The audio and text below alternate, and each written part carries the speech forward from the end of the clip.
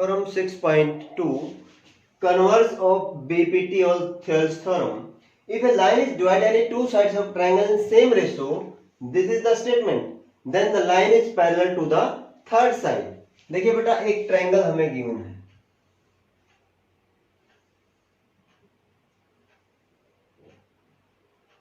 A B C. If a line divides any two sides of a triangle in same ratio, हमें दिया गया है कि एक लाइन जो है ये डी ई, इसने ए बी को और ए सी को सेम रेशियो में डिवाइड कर दिया। हमें प्रूव क्या करना है कि D E parallel to B C है। अब यहां पर गिवन क्या है, in triangle A B C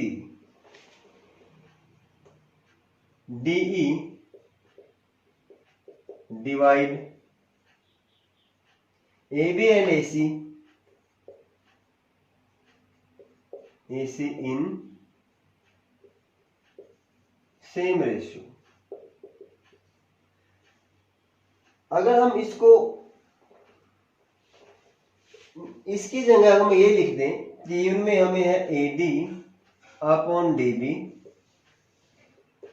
A E upon A C. यही तो है कि डी ई ने ए बी और ए सी को इक्वल रेशियो में डिवाइड कर दिया। मैंने A D upon D B और A E upon E C, ये गिवन है। To prove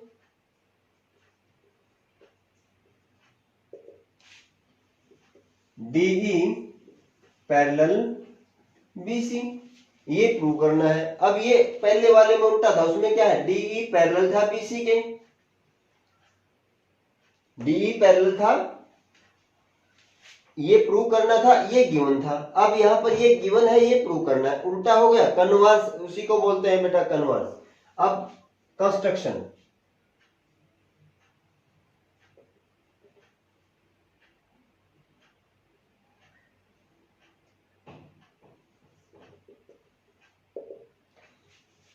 draw D E dash parallel perpendicular parallel to B C. हमने क्या किया, ये एक D E dash B C के पैरेलल खींच लिया। Proof,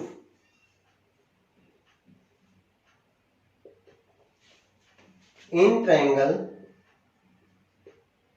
A B C, in triangle A B C क्या दे रखा है बेटे, A D upon D B, A E upon E C, ये गिवन है। इसको हमने 1 मान लिया। ये तो गिवन था ना, जो गिवन था वो लिख लिया हमने। In triangle A B C D E dash parallel to B C, ये किसके द्वारा है, by construction.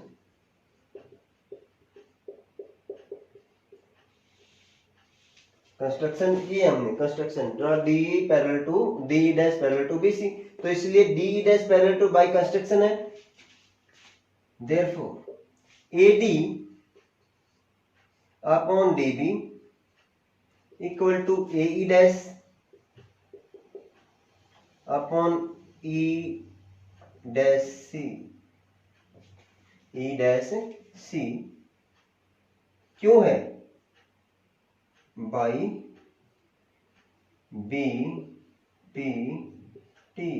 Basic proportionality theorem अभी हमने पढ़ा था, जिसके अंदर की एक लाइन जो है दो दूसरी साइड को काटती थी और तीसरी साइड के पैरेलल थी, तो हमने उसमें प्रूव किया था कि वो जो रेशो है वो बराबर होगी। अभी किसमें, बीपीटी थ्योरम में हमने ये चीज प्रूव की थी। इसको 2 नंबर डाल, फ्रॉम 1 यूजिंग 1 and 2 और फ्रॉम 1 and 2, फ्रॉम 1 and 2। देखो AD upon DB, AD upon DB, एक साइड बराबर है तो दूसरी साइड भी क्या होगी बेटे, बराबर होगी। AE upon EC equal to AE dash upon E dash C, AE upon EC, AE dash upon E dash C। ये चीज हमने प्रूव कर दी। अब हम क्या करेंगे, इसमें जो प्रूव करना है, हमें क्या प्रूव करना है, हमें प्रूव करना है कि DE पैरेलल BC है, लेकिन इससे वो प्रूव नहीं हुआ। हम क्या कर सकते हैं, add one two both side, add one two both side. जब दोनों तरफ ऐड वन करेंगे तो क्या आएगा, AE upon EC plus 1 AE dash upon E dash C plus 1। अब हम इसका क्या लेंगे, एलसीएम लेंगे। क्या बन जाएगा, EC एलसीएम ऊपर आएगा AE plus EC, AE plus EC equal to AE dash, अब यहां एलसीएम क्या आया, E dash C, E dash C। अब यहां क्या बना भाई, AE dash plus E dash C। देखो यहां से E डैश C को E डैश C से डिवाइड किया, 1 आया, 1 को AE डैश से मल्टीप्लाई किया, AE डैश हो गया। अब इसके नीचे, इन दोनों के नीचे तो क्या है, 1 ही है, तो E डैश C को 1 से डिवाइड किया, E डैश C आएगा, E डैश C को ऊपर 1 से मल्टीप्लाई करेंगे तो E डैश C आएगा। अब देखो AE plus EC, AE plus EC क्या बना, AC अपॉन EC। यहां भी AE dash plus E dash C, ये भी क्या बनेगा, AC upon E dash C। अब यहां पे देखो, अगर मैं क्या करूं, इसको इससे काट दूं, AC से AC कट जाएगी क्योंकि दोनों साइड बराबर है। हमारे पास क्या आएगा, E dash C equal to EC, ये इधर आ गया, ये इधर आ गया। क्या ये पॉसिबल है, E डैश और E डैश C और EC ये दोनों बराबर हों? दिस इज नॉट पॉसिबल, और this is possible, this is possible only if E and E dash must coincide with each other।